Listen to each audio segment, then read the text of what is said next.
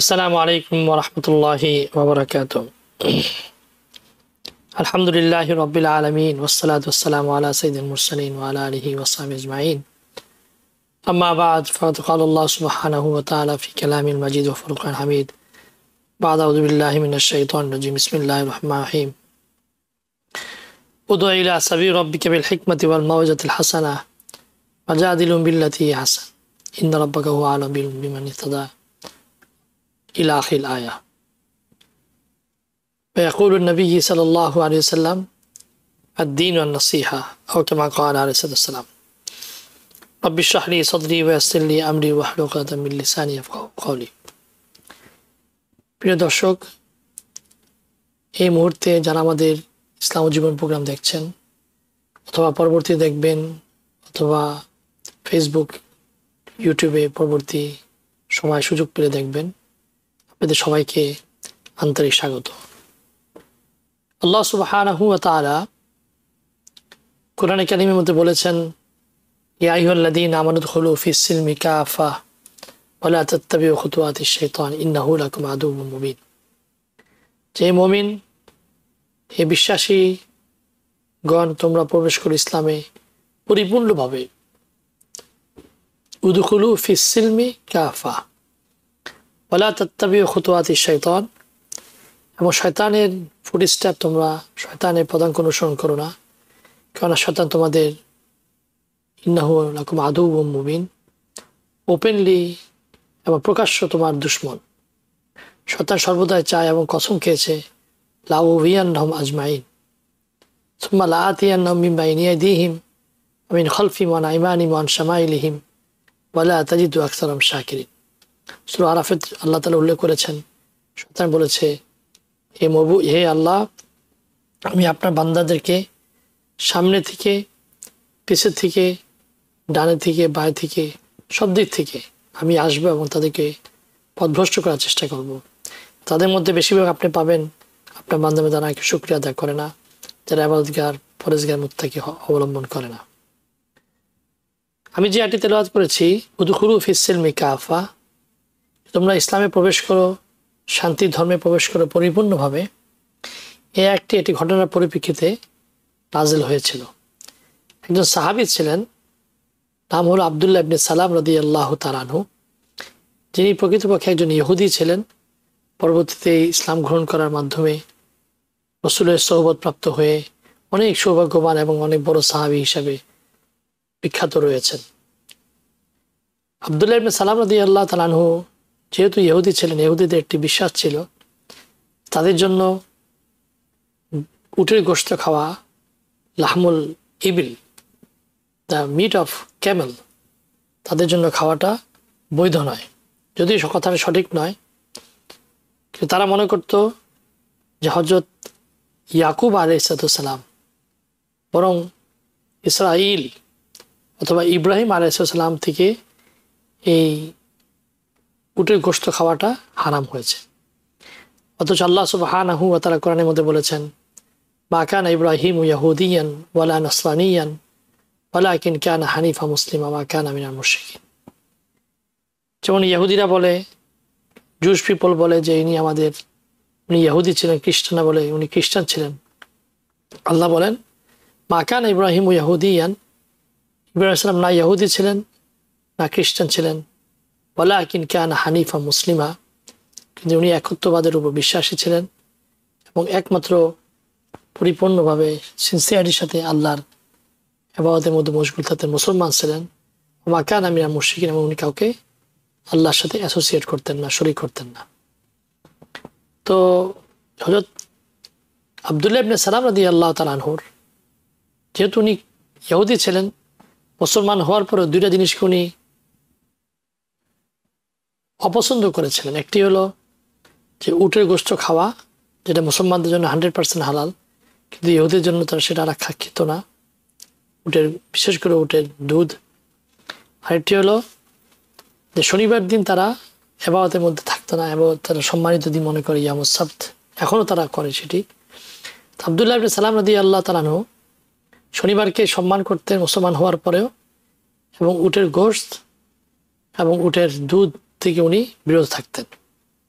আল্লাহ সুবহানাহু ওয়া তাআলা সূরা আলী ইমরানের মধ্যে আয়াত নাযিল করেছেন, কুল্লু তাআমি কানা হিল্লাল লিবানি ইসরাঈল ইল্লা মা হাররামা ইসরাঈলু আলা নাফসিহি মিন ক্বাবলি আন তুনাজ্জালাত তাওরাহ। কুল্লু তাআম, প্রত্যেকটি খানা, কানা হিল্লাল লিবানি ইসরাঈল, বনি ইসরাঈলের জন্য এই খাবারটি বৈধ ছিল, ইল্লা মা হাররামা ইসরাঈলু আলা নাফসিহি, তবে একমাত্র ইসরাঈল হযরত ইয়াকুব আলাইহিস সালাম নিজের জন্য যেটাকে উনি অপছন্দ করেছেন, হারাম করেছেন। ঘটনা হলো হযরত ইয়াকুব আলাইহিস সালামের আরেক নাম ছিল ইসরাঈল, যেটা থেকে বর্তমানে ইসরাইল বলা হয়। ইসরাঈল মানে আল্লাহর বান্দা, ইয়াকুব মানে আল্লাহর বান্দা, এটাকে হিব্রু ল্যাঙ্গুয়েজে বলতে হয় ইসরাঈল। ইসরা মানে হলো বান্দা, ইল মানে আল্লাহ, যেটাকে জিবরিল, মিকাইল, ইসরাফিল। ইল শব্দের অর্থ হলো আল্লাহ, ইসরাঈল আল্লাহর বান্দা। তো ইয়াকুব আলাইহিস সালাম ওনার একটি অসুস্থতা, উনি সাইটিকা, যেটাকে এখন আমরা কি বলি আর্থারাইটিস, সাইটিকার অসুস্থ ছিলেন এবং উনি প্রতিজ্ঞাবদ্ধ করেছিলেন যে আমি আর উটের গোশত খাবো না। কারণ খেলে অনেকের আমাদের মধ্যে আছে যারা চিংড়ি মাছ খেলে অথবা গরুর গোশত খেলে বা কোনো কিছু খেলে অ্যালার্জি হয়, ওনার এরকম ছিল। তো হযরত ইয়াকুব আলাইহিস সালাম নিজের জন্য এটাকে অপছন্দ করেছিলেন অসুস্থতার কারণে। তো আল্লাহ সুবহানাহু ওয়া তাআলা সেই কথাটি কোরআনের মধ্যে বলেছেন, কুল্লু তাআমি কানা হিল্লাল লিবানি ইসরাঈল ইল্লা মা হাররামা ইসরাঈলু আলা নাফসিহি মিন ক্বাবলি আন তুনাজ্জালাত তাওরাহ। যেটি বলছিলাম যে আল্লাহ সুবহানাহু ওয়া তাআলা কোরআনে কারীমের মধ্যে আমাদেরকে বলেছেন, ও মুমিন, তোমরা ইসলামে পরিপূর্ণভাবে প্রবেশ করো এবং শয়তানের পন্থা অনুসরণ করো না, শয়তান তোমাদের জন্য প্রকাশ্য শত্রু। এবং আমি কথা শুরুতে একটি আয়াত তেলাওয়াত করেছিলাম, বলেছিলাম উদু ইলা সাবিলি রাব্বিকা বিল হিকমাতি ওয়াল মাউইজাতিল হাসানা। যে হিকমতের মর্ম ও গুরুত্ব যে কত গুরুত্ব এবং মর্ম যে কত প্রয়োজন আমাদের জন্য, যে আমরা এই সমাজে যখন আমরা দেখি ইউটিউব অথবা ফেসবুক, আমি মাঝে মাঝে আমাদের সাথে অনেকেই শেয়ার করেন অনেক বক্তব্য, অনেক বয়ান, অনেক আলোচনা, এভাবে আলোচনা করে, এভাবে হিকমত বহির্ভূত আলোচনা করে অথবা মানুষকে দাওয়াত দেয় যে রাসূল সাল্লাল্লাহু আলাইহি ওয়াসাল্লাম কখনো সেটাকে অ্যালাউ করেন নাই, ইসলাম সেটাকে অ্যালাউ করে না। একজন লোককে কাফের বলা, একজন লোককে ইসলাম থেকে খারেজ হয়ে যাওয়া এবং এক গ্রুপ আরেক গ্রুপকে অবৈধভাবে গালিগালাজ করা, এটা শরীয়ত কখনো সাপোর্ট করে না, শরীয়ত কখনো এটা বৈধতা দেয়নি। রাসূলুল্লাহ সাল্লাল্লাহু আলাইহি ওয়াসাল্লামের জীবদ্দশায় যদি আমরা দেখি, সাহাবাদের আমল যদি আমরা দেখি, দেখব রাসূল সাল্লাল্লাহু আলাইহি ওয়াসাল্লাম সবসময় হিকমতপূর্ণ উইজডমের সাথে আলোচনা করেছেন। এবং কোরআনে কারীমের মধ্যে আল্লাহ সুবহানাহু ওয়া তাআলা হিকমত শব্দটিকে ঘুরিয়ে ফিরে কখনো হিকমাতা, কখনো ইয়াতলু আলাইকা কিতাব ওয়াল হিকমা এভাবে ব্যবহার করেছেন 20 বারের উপরে। এবং এই অন্যত্র হিকমা এবং উইজডমের কথাটা আল্লাহ তাআলা একাধিকবার কোরআনের মধ্যে উল্লেখ করেছেন, 20 বারের উপরে। তো আজকে আপনাদের সামনে আমরা যে বিষয় আলোচনা করব সেটি হচ্ছে যে হিকমতের মর্ম ও গুরুত্ব আমাদের জীবনে কতটুকু প্রয়োজন। উইজডম যেটি, একটা লোকে দাওয়াত দেওয়া, বাচ্চাদের সাথে কথাবার্তা বলা, স্ত্রীর সাথে আমরা একই সাথে বসবাস করি, তার সাথে আমাদের হিকমতপূর্ণ কীভাবে আলোচনা করা, আমি ইমাম, আমার মুসল্লির সাথে কীভাবে আলোচনা করা, আমি বস, যারা আমার এমপ্লয়ি বা এমপ্লয়ারের সাথে, প্রতিটি জায়গায় এই হিকমতের উইজডম এবং এই হিকমতের যেই মর্ম গুরুত্ব সেটা নিয়ে আজকে আলোচনা করবো। আমাদের সাথে এইমাত্র মাওলানা ফায়কুদ্দিন জয়েন করেছেন। মাওলানা আসসালামু আলাইকুম। ওয়ালাইকুম আসসালাম ওয়া রাহমাতুল্লাহি ওয়া বারাকাতুহু। গত সপ্তাহে তো শরীরটা খুব খারাপ ছিল, এখন কেমন মাওলানা? আলহামদুলিল্লাহ, আপনি ভালো দিকে আছে, আল্লাহ সুস্থ করুক ইনশাআল্লাহ। তবে স্বাস্থ্যের দিকে খেয়াল রাখেন, আমারও খেয়াল রাখতে হবে, আমাদের সবাই স্বাস্থ্যের প্রতি যত্ন নেওয়া উচিত। মাওলানা, আপনি আমার আলোচনা শুনেছেন যে আমরা সমাজের মধ্যে এখন বর্তমানে খুব হিকমতের, আমাদের মনে হয় যে হিকমতের পরিপূর্ণতা বা হিকমতের আলোচনাটা আমাদের খুব জরুরি। এই জন্য যে মসজিদে দেখি যে একজনকে যেভাবে অ্যাপ্রোচ করে যে কোনো কাজেই, সন্তানকে দিনের ব্যাপারে অথবা ভালো কাজের ব্যাপারে যেভাবে অ্যাপ্রোচটা করা হয়, এটা হিকমত বহির্ভূত। হিকমতটা আসলে কি জিনিস এবং হিকমতের মর্ম গুরুত্বটা কি? আলহামদুলিল্লাহ, ওয়াসসালাতু ওয়াসসালামু আলা রাসূলিল্লাহ ওয়া আলা আলিহি ওয়া আসহাবিহি ওয়া মান ওয়ালা, আম্মা বা'দু, ফাআউযু বিল্লাহি মিনাশ শাইতানির রাজীম, বিসমিল্লাহির রাহমানির রাহিম, وكذلك نري إبراهيم ملكوت السماوات والأرض وليكون من الموقنين صدق الله مولانا العظيم وقال تعالى يؤتي الحكمة من يشاء ومن يؤت الحكمة فقد أوتي خيرا كثيرا وما يذكر إلا أولو الألباب পবিত্র কোরআনের দুটি আয়াত তেলাওয়াত করেছি দুটি সূরা থেকে। আপনার যে কোশ্চেন সেই কোশ্চেনের উত্তর এই দুটি আয়াতেই আল্লাহ সুবহানাহু ওয়া তাআলা দিয়ে দিয়েছেন। প্রশ্ন হলো হিকমত কাকে বলে? হিকমত কোরআনের যে ভাষা, ইমাম বুখারী রহমতুল্লাহ আলাইহি ও ইমাম গাজালি রহমতুল্লাহ আলাইহি তাদের যে হিকমত কেন্দ্রিক ওপিনিয়ন, সেটাকে একত্রে করলে অর্থ দাঁড়ায় এমন এক পদ্ধতি, এমন এক প্রজ্ঞা, এমন একটি অবলম্বন, যে অবলম্বনকে গ্রহণ করলে অবস্থার প্রেক্ষিতে কল্যাণকর পথের ফলাফল লাভ করা যায়। শব্দ অনেকগুলো এখানে বলেছি। একটি যে উপস্থিত ক্ষেত্রে এর ইতিবাচক ফল বের করা হয় যে তরিকায় ও পদ্ধতিতে, যে প্রজ্ঞায় ও নলেজে, সেটাকেই শরীয়তে বলা হয়েছে হিকমা। এখানে গুরুত্বপূর্ণ একটি পয়েন্ট জানা দরকার যে আল্লাহ সুবহানাহু ওয়া তাআলা হযরতে ইব্রাহিম আলাইহিস সালাম সহ সমস্ত নবীদেরকে আল্লাহ পাক হিকমতের এই গুণে গুণান্বিত করেছিলেন। যেহেতু মানবতার ভিতরে সবচেয়ে নির্বাচিত, সবচেয়ে নিখাদ, সবচেয়ে সুন্দর, সবচেয়ে অনুন্নত, সবচেয়ে অত্যুন্নত তারা হচ্ছেন আম্বিয়া ইকরাম আলাইহিমুস সালাতু ওয়াস সালাম, যারা মাইটেস্ট ক্রিয়েশন, যারা চুজেন পিপল, চুজেন, তারা আম্বিয়াগণ চুজেন মানুষদের ভিতর থেকে। আর যারা বর্তমান পৃথিবীতে চুজেন বলে, এরা চুজেন না, যারা কার্সড পিপল, এরা চুজেন পিপল না। তো যাই হোক, চুজেন তারা। আল্লাহ পাক প্রত্যেক নবীকে হিকমতের প্রজ্ঞাশীল করেছিলেন। এখন শরীয়তের দৃষ্টিতে, কোরআনের দৃষ্টিতে প্রজ্ঞার ডেফিনেশনটা কি? প্রজ্ঞার ডেফিনেশনটাকে ক্লিয়ারিফিকেশন দেওয়ার আগে হযরত ইব্রাহিম আলাইহিস সালাতু ওয়াস সালাম তাকে আল্লাহ পাক যে হিকমত দিয়েছিলেন, সেই হিকমত দ্বারা তিনি কি সুবিধা লাভ করেছিলেন, আল্লাহ পাক তার বর্ণনা সূরা আনআমে দিয়েছেন। ওয়াকাযালিকা নুরি ইব্রাহিম মালাকুতাস সামাওয়াতি ওয়াল আরদ, আমি তাকে দেখিয়েছি মালাকুতাস সামাওয়াতি ওয়াল আরদ, কার্যকারণতা এহ জগতের এবং ঊর্ধ্ব জগতের, অর্থাৎ সৃষ্টি জগতের যে সমস্ত পরিবর্ধন, পরিমার্জন, আবর্তন, যে সমস্ত কর্মবিকাশ, স্থিতি, যে সমস্ত জিনিস লয় প্রাপ্তি, স্থিতি ইত্যাদি, এগুলো আসল কার্যকারণ বের করে যিনি এটার সঠিক সমাধানে আসতে পারেন, তিনি, সেটাকেই বলা হয় হলো হিকমত।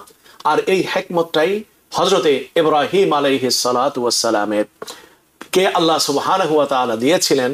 আর ইব্রাহিম আলাইহিস সালামের এই প্রজ্ঞাশীল তিনি ছিলেন, এটা তার বর্ণনা আল্লাহ পাক দিয়ে, যেহেতু আমরা সবাই হযরতে ইব্রাহিম আলাইহিস সালাতু ওয়াস সালামের রূহানি সন্তান, এজন্য আল্লাহ সুবহানাহু ওয়া তাআলা আমাদের সকলকেও এই প্রজ্ঞাশীল হতে আমাদেরকে আল্লাহ সুবহানাহু ওয়া তাআলা উৎসাহিত করেছেন, নির্দেশ দিয়েছেন। দেখুন, এর কয়েকটি আয়াতের পরে যদি আপনি সেখানে আল্লাযীনা আমানু ওয়া লাম ইয়ালবিসু ঈমানাহুম বিযুলমিন উলাইকা লাহুমুল আমনু ওয়া হুম মুহতাদুন ওয়া তুলকা হুজ্জাতুনা আতাইনাহা ইব্রাহিম আলা কওমি নারফাউ দারাজাতিম মান নাশা ইন্না রাব্বাকা হাকীমুন আলীম, ইন্না রাব্বাকা হাকীমুন আলীম।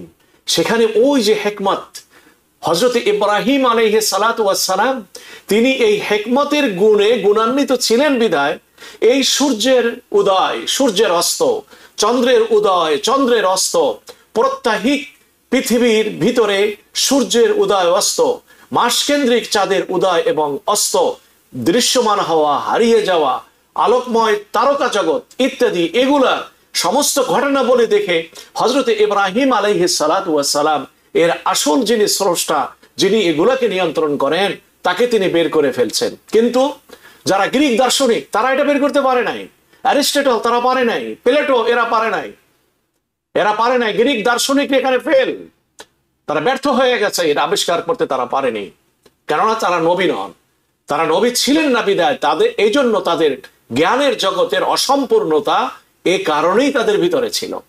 কিন্তু আজকের জগতে যদি আমি এই কথাগুলো বলি তাহলে আমাদেরকে মানুষ বলবে যে এত বড় বড় লার্নেড পারসন, তাদেরকে আপনি ভুল সাব্যস্ত করলেন, তাদের সমকক্ষ নিজকে জ্ঞান করি না। কিন্তু কোরআনের বিবেচনায়, ওহির বিবেচনায় এই যে বিশ্লেষণ হিকমতের দিলাম, এটার পার্থক্য বর্ণনা করার জন্যই শুধু এই কথাগুলো বলার প্রয়োজন হলো।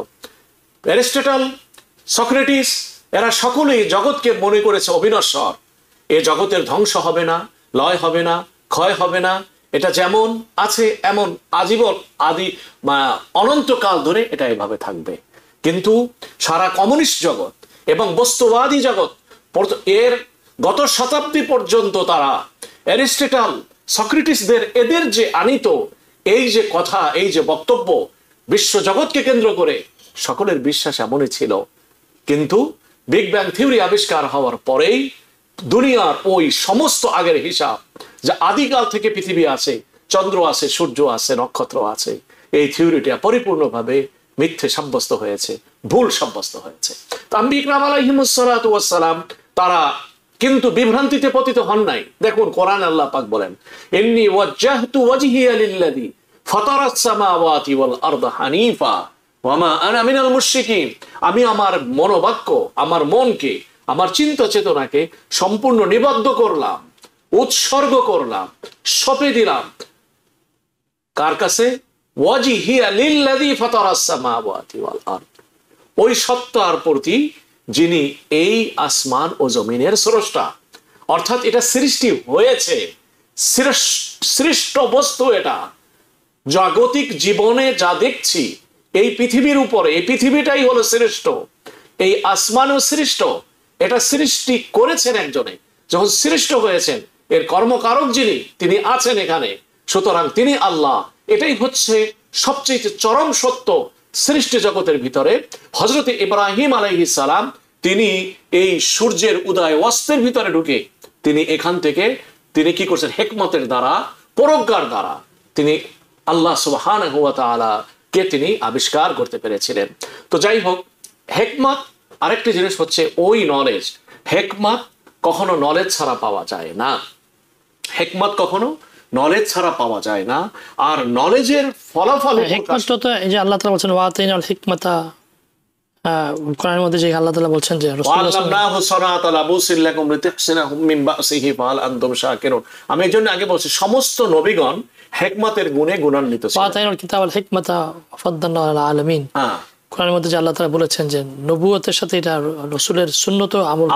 এই কথাই আমার আলোচনার ভিতরে ছিল যে আল্লাহ সুবহানাহু ওয়া তাআলা যাদেরকে ওহীর নলেজ দিয়েছেন তাদেরকে নলেজের সাথে সাথে তাদেরকে আমি যে একটা আয়াত তেলাওয়াত করেছিলাম শুরুর দিকে, যে উদু ইলা সাবিল রাব্বিকা বিল হিকমাতি ওয়াল মাউইজাতিল হাসানা, তোমরা মানুষকে আল্লাহর পথে আহ্বান করো সাবিল রাব্বিকা বিল হিকমা ওয়াল মাউইজাতি, সুন্দর কথার মাধ্যমে, ওয়াজের মাধ্যমে এবং হিকমতের মাধ্যমে। তো আমাদের দর্শকদের উদ্দেশ্যে দুই একটা উদাহরণ দিতেন যে হিকমতের মাধ্যমে রাসূলুল্লাহ সাল্লাল্লাহু আলাইহি ওয়াসাল্লাম কিভাবে। জি, একটু পয়েন্ট হলো এটা যে দেখুন এগুলো কোরআনের আয়াতে ভুরি ভুরি দৃষ্টান্ত আছে যে হযরতে ইব্রাহিম আলাইহিস সালাতু ওয়াস সালাম যখন মূর্তিকে ভাঙলেন তখন তিনি কি বললেন? তিনি তাদের সাথে বিতর্কে না জড়ায়া ক্বালা বাল ফাআলুহু কাবীরুহুম ইন কানু ইয়ানতিকুন ফাসআলুহু ইন কানু ইয়ানতিকুন, যাও ওই বড়টাকে জিজ্ঞাসা করো যার ঘাড়ের উপরে তিনি কুড়ালকে ঝুলিয়ে রেখেছিলেন, যে তাকে জিজ্ঞাসা করো। অর্থাৎ তাদের মাইন্ডটাকে তিনি, যেহেতু মানুষ বুদ্ধিবৃত্তিক প্রাণী, রেশনাল অ্যানিমেল, একটু জিজ্ঞাসা করো তুমি যাকে খোদা মানছো তার কি এই ক্ষমতা আছে এটা বলার, বরং তার ঘাড়ে যে কুড়ালটা রেখে দেওয়া হলো কে রাখছে সেটাও বলার কি ক্ষমতা তার আছে? এটা হলো প্রজ্ঞা। এই প্রজ্ঞাশীল ওয়েতে হযরত ইব্রাহিম আলাইহিস সালাতু ওয়াস সালাম তিনি কি করলেন? যে মানুষদেরকে তিনি এটা বুঝাইলেন, কিন্তু সেই মানুষগুলো মিথ্যা বলেন নাই, কিন্তু যে মানে যে ভেঙেছে। আমি একটু গভীরে আমি একটু অনেকক্ষণ ধরে দর্শক অপেক্ষা করছেন, যাবো আমি স্মরণ করে দেবো ইনশাআল্লাহ। প্রিয় দর্শক যিনি লাইনে আছেন প্রশ্ন বলুন। আসসালামু আলাইকুম। ওয়ালাইকুম আসসালাম। Two questions. So number one, Al Imran ayat number 34, 35, 36. আর একটা কোয়েশন, ওই যে হজরত ডাকাত মারা গেছেন, ওনার লাশ দান করে গেছেন যে হসপিটালে, একটা হসপিটালে আমরা শুনছি যে কবর থেকে লাশ উঠানি হইবে, তো ওনার তো কবর হয় না, এইটা কোরআন হাদিসের ভিত্তিতে বলবেন এই লাশটার দান করা কি জায়েজ আছে? সম্পূর্ণ একটু বুঝাই বলবেন প্লিজ। আপনি কি কোশ্চেন বুঝতে পেরেছেন? প্রথমটা তো বুঝতে পেরেছি, আয়াত নম্বর 34, 35, 36, হ্যাঁ, যেটা আল্লাহ সুবহানাহু ওয়া তাআলা বলেছেন, আল্লাহ বলেছেন সূরা আলী ইমরানের, আর দ্বিতীয়টা বলে দিন। যে দ্বিতীয়টা বলেন। জি, আচ্ছা, বৈধ একজন লোক মারা গেছে ডাকাতে, তো ওনার লাশটা দান করে গেছেন, মরার আগে অভিযোগ করে গেছে যে আমার লাশ কবরে রাখবা না, মানে দাফন করবা না, ওইটা হসপিটালে দিয়ে দিলাম। তো এইটা কোরআন হাদিসে কি আমরা শুনছি যে কবর থেকে কিয়ামতের সময় উঠানি হবে, আমরা সব উঠবো, তো ওনার যে দান করে গেলেন এটা কি ওনার ঠিক আছে? কোরআন হাদিসের আলোকে একটু বুঝিয়ে বলবেন। জি, প্রথমটা উনি বলেছিলেন যে আল্লাহ তাআলা যে কোরআনের মধ্যে বলেছেন, ইন্নাল্লাহ আস্তাফা আদম ওয়া নূহা ওয়া আলা ইব্রাহিম ওয়া আলা ইমরান আলা আলামিন যুররিয়াতান বা'দুহা মিন বা'দ ওয়াল্লাহু আলিম ইয ক্বালাত ইমরাতু ইমরান রাব্বি ইন্নী নাযারতু লাকা মা ফি বাতনি মুহাররারান ফাতাকাব্বাল মিন্নি ইন্নাকা আনতাস সামিউল আলিম। এই তিনটা আয়াত যেটা উনি 33, 34, 35 বলেছেন সূরা আল ইমরান, এটা অর্থটা কি? আর দ্বিতীয় প্রশ্ন করেছেন যে কেউ যদি কোনো ব্যক্তি তার লাশকে যদি দান করে যায়, তার অর্গানগুলোকে ডোনেশন করে যায়, সেটা কি শরীয়ত মোতাবেক কি জায়েজ আছে কিনা, বা এটা কি বলে? প্রশ্ন, জি, প্রথম প্রশ্নের উত্তর হচ্ছে এই, এখানে ইন্নাল্লাহ আস্তাফা আদম ওয়া নূহা ওয়া আলা ইব্রাহিম ওয়া আলা ইমরান আলাল আলামিন, অর্থাৎ নবীদেরকে আল্লাহ পাক বিশ্ব মানবতার জন্য চুজ করেছেন, যারা সকলে আল্লাহ সুবহানাহু ওয়া তাআলার পক্ষ থেকে প্রেরিত হয়েছেন। হ্যাঁ, আর নবুয়তের এই ধারা এটা হযরতে আদম থেকে শুরু হয়েছে, মুহাম্মদুর রাসূলুল্লাহ সাল্লাল্লাহু আলাইহি সাল্লামের মাধ্যমে এটা পূর্ণাঙ্গ হয়েছে এবং পরিসমাপ্ত হয়েছে। দুটি পয়েন্ট, পূর্ণাঙ্গ হয়েছে এবং পরিসমাপ্ত হয়েছে। শুধু ওই মর্মে দীক্ষিত করার জন্য আদম আলাইহিস সালামের কথা, যেহেতু তিনি প্রথম মানুষ, প্রথম নবী, তার প্রতি ওহী প্রত্যাদেশ করা হয়েছিল। এরপরে নূহ আলাইহিস সালাতু ওয়াস সালাম, তিনি প্রথম রাসূল, হযরতে নূহ আলাইহিস সালাতু ওয়াস সালাম তিনি হলেন প্রথম রাসূল। এরপরে হযরতে ইব্রাহিম আলাইহিস সালাম, তিনিও রাসূল। আমরা জানি 4 জন রাসূল, আসলে 4 জন রাসূল নয়, এটা হলো টোটাল 6 জন রাসূল। কেউ কেউ বলেছেন 313 জন রাসূল। 6 জন মোটা থাকে রাসূল, যে 4 নবীদেরকে আমরা জানি, কিন্তু এখানে হযরতে ইব্রাহিম এবং হযরতে নূহ আলাইহিস সালাতু ওয়াস সালাম কে ইনক্লুড করলে বলেছেন যে ইসকালাতিম যুররিয়াতাম বা'দা মিন বা'দ ওয়াল্লাহু সামিউন আলিম। এটাই হচ্ছে একটা, যে একে অন্যের তারা কি যুররিয়াতাম বা'দুহা মিন বা'দ, তারা একে অন্যের ফ্যামিলির সাথে কিরা সম্পৃক্ত, দুই ভাবে এরা বায়োলজিক্যাল, তারাও যেমন হযরতে ইয়াহইয়া আলাইহিস সালাম, হযরতে মারিয়াম আলাইহিস সালাতু ওয়াস সালাম, এরা ফ্যামিলিগত ভাবে ঈসা আলাইহিস সালাম, ইব্রাহিম আলাইহিস সালাম, ইসমাঈল আলাইহিস সালাতু ওয়াস সালাম, এরা একটা হলো ইয়াকুব আলাইহিস সালাম, ইসকালাত ইমরাতু ইমরান রাব্বি ইন্নী নাযারতু লাকা মা ফি বাতনি মুহাররারান ফাতাকাব্বাল মিন্নি ইন্নাকা আনতাস সামিউল আলিম। জি, ওই আয়াতের তরজমা চেয়েছেন যে যখন ইসকালাত ইমরাতু, হযরতে ইমরাতে ইমরান মানে হচ্ছে ইমরান আলাইহিস সালাতু ওয়াস সালামের স্ত্রী, তিনি যখন গর্ভবতী, মারিয়াম আলাইহিস সালাম মা, হ্যাঁ আম্মা, তিনি মান্যত করেছিলেন যে আল্লাহ, আমার গর্ভে যে সন্তান, এই সন্তান যদি পুত্র হয়, ক্বালাত ইমরাতু রাব্বি ইন্নী নাযারতু লাকা মা ফি বাতনি মুহাররারান ফাতাকাব্বাল মিন্নি, আমি তাকে স্বাধীন, অর্থাৎ তাকে পুরুষ একটা সন্তান আপনি আমাকে দেন, যাতে করে তাকে আমি আপনার ঘরের খেদমতের জন্য আমি অক্ষ করতে পারি। ফাতাকাব্বাল মিন্নি, আপনি আমার এই প্রার্থনাকে কবুল করুন, ইন্নাকা আনতাস সামিউল আলিম, নিশ্চয়ই আপনি সর্বশ্রোতা এবং সর্বজ্ঞাত। এটাই হচ্ছে মিনিং। কিন্তু আল্লাহ সুবহানাহু ওয়া তাআলা হযরতে ইমরানকে পুত্র সন্তানের পরিবর্তে কন্যা সন্তান হযরতে মারিয়াম আলাইহিস সালামকে দান করলেন। এটার পরবর্তীতে আলোচনা আছে আয়াতের পরে। এটাই হলো মোট অর্থ, যেটি আপনি জিজ্ঞাসা করেছেন।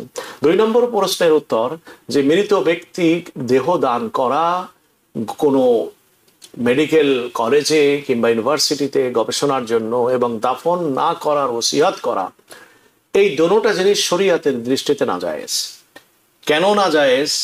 যে শরীরটা তিনি দান করলেন, যেটা আমার শরীর আমি দান করব, এই কনসেপশনটা ইসলাম মানে না।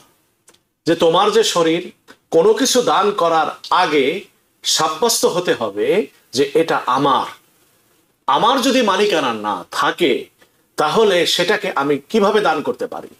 এটা এমনই হলো কেমনই আরেকজনের একটা গাড়ি আমি একজনকে বলে দিলাম যে ভাই আমি তোমাকে গাড়িটা দিয়ে দিলাম, এটা অন্যায়, এটা পারে না করতে।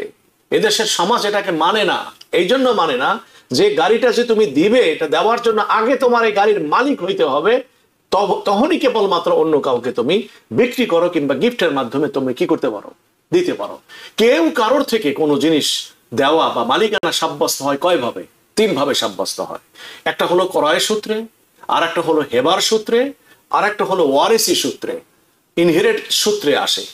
আমাদের যে দেহ, এই দেহটা আমরা এটা পেয়েছি আল্লাহ সুবহানাহু ওয়া তাআলা আমাদেরকে দিয়েছেন। এই দেহর মালিকও আমি না, এই চোখের মালিকও আমি না, শরীরের সমস্ত অঙ্গ প্রত্যঙ্গ এর কোনোটার মালিক আমি না। যদি আমি এটার মালিক হতাম তাহলে আমার চক্ষু দৃষ্টি যখন ঝাপসা হয়ে যায়, বার্ধক্যের কারণে আমার চোখের পাওয়ার যে কমে গেছে, এটাকে আমি ইচ্ছে করে বাড়াতে পারতাম, নিজের মতো করে এই দৃষ্টি শক্তিকে আমি ঠিক করতে পারতাম। আমি কোনোদিন রুগ্ন হতাম না। আমার হার্টের রোগ, আমার কিডনির রোগ, আমার লাঙের রোগ, আমার অন্য সমস্ত রোগ থেকে নিজেদেরকে আমরা মুক্ত ঘোষণা করতে পারতাম। কিন্তু এর কোনো কিছুতে আমাদের হাত নেই। এটাই সবচেয়ে বড় কথা, যে আমাদের উপরে যে আমাদের মালিকানা নেই, তার আরেকটা প্রমাণ হলো যে আমরা যে ক্রমান্বয়ে মানে আমাদের বয়সটা যে বাড়ছে। না, এখন একটা প্রশ্ন আসে, এটা প্রাসঙ্গিক প্রশ্ন। অনেকেই কিডনি অন্যের কিডনি নিচ্ছে। প্রশ্ন ওইটাই যে আপনি কেন নিজের কিডনি অন্যকে আপনি দিচ্ছেন? এই কিডনি তো আপনার, আপনি দিবেন কেন? যেটা দেওয়া যায় না। যারা অসুস্থ, এখন প্রশ্ন হচ্ছে এটা যে তাহলে যাদের কিডনি নষ্ট হয়ে গেছে তাদেরকে যদি একটা জীবন বাঁচানো যায়, সেটাকে কেন দিতে অসুবিধাটাকে? সেটাকে দিতে অসুবিধাটাকে? এটার জন্য সামাজিক অন্য অন্য পন্থাও হতে পারে। অনেকে অ্যাক্সিডেন্টে মারা গেছে, বেওয়ারিশ লাশ এরকম আছে, তাদের কাছ থেকে এগুলাকে নিয়েও কি করতে পারে, এই রিপ্লেসমেন্টটা এখানে করতে পারে। কিন্তু একজন স্বাধীন সত্তা মানুষের মূলত যেটা আল্লাহ মালিক এবং সেটাকে এভাবে করার সুযোগ। এখন মনে করুন 2 ভাই, তারা একজন আরেকজনকে কিডনি দেয়, এটা পার্সোনালি তারা দিতে পারে ফতোয়াকে নিয়ে, কিন্তু এটাকে কখনো জায়েজের ব্যাখ্যায় মোড়ানো যাবে না। এটা একান্ত প্রয়োজনীয় ভাবে দিতে পারবে, কিন্তু এটা করা যাবে না যেটা দেওয়া যায়।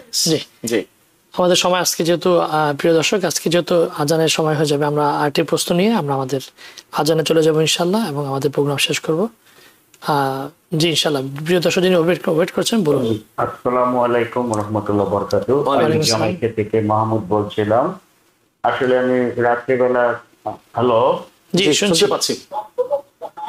আমি আসলে রাত্রিবেলা কাজ করি, সেই জন্য এশার নামাজটা কি 12টার পরে পড়লে হবে কিনা, 1টা 2টার দিকে পড়লে হবে কিনা? আরেকটা কোশ্চেন ছিল, আমরা একটা নিয়ত করছিলাম, সেই নিয়তে যদি আমি আমার বাসার দারোয়ান কিংবা কাজের গোয়াদের খাওয়ানোর নিয়ত করছিলাম, সেটা হবে কিনা? এইটা আমার প্রশ্ন ছিল হুজুরের কাছে। জি, আপনার দুটোটা প্রশ্নের উত্তর ইয়েস, আপনি করতে পারবেন। আপনি 12টার পরে, অর্থাৎ শবে সাদেকের পূর্বে যদি আপনি এশার নামাজ পড়ে নেন, এখন শবে সাদেক হয় 5:45 40-এর দিকে, 5:40 পর্যন্ত ফজর নামাজ পড়তে পারবে। কিন্তু অর্থাৎ ফজর নামাজের ওয়াক্ত হওয়ার আগ পর্যন্ত এশার নামাজটা পড়া যাবে। কিন্তু ইচ্ছাকৃত ভাবে, এই মশলার অর্থ এটা নয় যে তাহলে যারা এশার নামাজ পড়ছেন না তারা ভোর রাত্রে ওইটা এই নামাজ পড়বেন, এটা নয়। যেহেতু তিনি কাজ করেন, তার একটা ওজর আছে, এই জন্য আপনার জন্য শবে সাদেকের পূর্বে যদি আপনি এশার নামাজ আদায় করে নেন, তাহলে আপনার এশার নামাজ আদায় হয়ে যাবে। আর 2 নম্বর, আপনি উত্তম হলো আউয়াল ওয়াক্তে নামাজ পড়ে নেওয়া। জি, উত্তম আউয়াল ওয়াক্তে নামাজ পড়ে নেওয়া। আর দ্বিতীয় পয়েন্ট হচ্ছে, উনি নিয়ত করেছেন কাউকে খাওয়াবে, কিন্তু উনি যদি উনার কাজের লোক অথবা দারোয়ান থেকে খাওয়ায়, নিয়তটা পূরণ হয়ে যাবে, আপনি এটা করতে পারেন। জি, এক্ষেত্রে আপনার অনুমতি আছে, তাদেরকে খাওয়ালেও আপনার মান্যত যথার্থভাবে আদায় হয়ে যাবে। আমাদের এই হিকমতের একটু পয়েন্টের উপরে আমরা যেটা আলোচনা করছিলাম, একটা শব্দ দিয়ে আর কি আসলে বোঝাতে চাই, যেটা মাওলানা জালালউদ্দিন রুমি রহমাতুল্লাহ আলাইহি তিনি বলেছেন যে আগে জ্ঞান এবং হিকমত এটা কি জিনিস। তো উনি বলেন যে আগে আমি ছিলাম জ্ঞানী, এজন্য আমি পৃথিবীকে বদলে দিতে চেয়েছিলাম, এজন্য আমি পৃথিবীকে পরিবর্তন করার সংকল্প আমার ভিতরে তৈরি হয়েছিল নলেজের কারণে। এখন হলাম আমি বুদ্ধিমান, প্রজ্ঞাশীল, হিকমতওয়ালা, এই জন্য আমি এখন পৃথিবী পরিবর্তনের পরিবর্তে আমি আমার নিজকে বদলে দিতে চাই। তিনি বলেন আগে আমি জ্ঞানী ছিলাম, এজন্য আমি বিন্দু থেকে সিন্ধু বানাতে চেয়েছিলাম, অর্থাৎ এক ডট পানি থেকে সমুদ্রের মতো বিশাল অন্তহীন জলাশয় তৈরি করতে আমি চেয়েছিলাম। এখন আমি প্রজ্ঞাশীল, হেকমতের অধিকারী, এজন্য এই হেকমতের জ্ঞান আসার কারণে এখন আমি এই সমুদ্রকে আমি বিন্দুর ভিতরে কি করতে চাই, আমি প্রবেশ করাতে চাই। তো অনেক উপর র্যাঙ্কের এই কথাটা, যে হেকমত হলো এমন এক প্রজ্ঞা যেগুলা হলো জ্ঞানের সর্বোচ্চ শিখরের নির্যাস, যেটা এটা হচ্ছে হেকমত। আর এই হেকমতের ব্যাপারে যে সমস্ত মানুষ বেশি একে অন্যের সাথে এই যে মশলা নিয়ে গন্ডগোল করে, এটা 3টা কারণে করে। 1 নম্বর হলো নলেজ কম থাকার কারণে, 2 নলেজ নাই, আর নলেজ যা আছে তার সাথে হেকমত মোটেও নাই। এজন্য তারা কিন্তু একে অন্যের বিরুদ্ধে এই ফতোয়ার এই অনাধিকার চর্চাটা তারা বেশি করে থাকে। শেখ সাদী রহমতুল্লাহ আলাইহির কথা এজন্য প্রণিধানযোগ্য এই ক্ষেত্রে। তিনি বলেছেন, যদি কারো কাছে 1 মন বুদ্ধি থাকে, 1 মন জ্ঞান থাকে, ওই 1 মন জ্ঞান ইউটিলাইজ করার জন্য 10 মন প্রজ্ঞার দরকার। তা না হলে তার জ্ঞান তাকে ক্ষতিগ্রস্ত করবে। তো মোটামুটি আমরা এটা বুঝতে পারলাম যে প্রজ্ঞার গুরুত্ব নলেজের চাইতেও বেশি একজন মানুষের সামাজিক জীবন। সবাইকে হিকমত দান করুন। প্রিয় দর্শক, আপনারা দেখছেন ইসলাম জীবন। আমরা দুঃখিত, যেহেতু আজানের সময় হয়ে যাচ্ছে, আমরা আজকে আমাদের এই ইসলাম জীবন প্রোগ্রাম শেষ করছি। আসসালামু আলাইকুম ওয়া রাহমাতুল্লাহি ওয়া বারাকাতুহু। TBN 24 টেলিভিশন দেখতে আজই কল করুন 7187776556। লগ ইন করুন www.totalcablebd.com। নিউ ইয়র্ক থেকে সম্প্রচারিত TBN 24 টেলিভিশন বিশ্বজুড়ে বাঙালির কণ্ঠস্বর।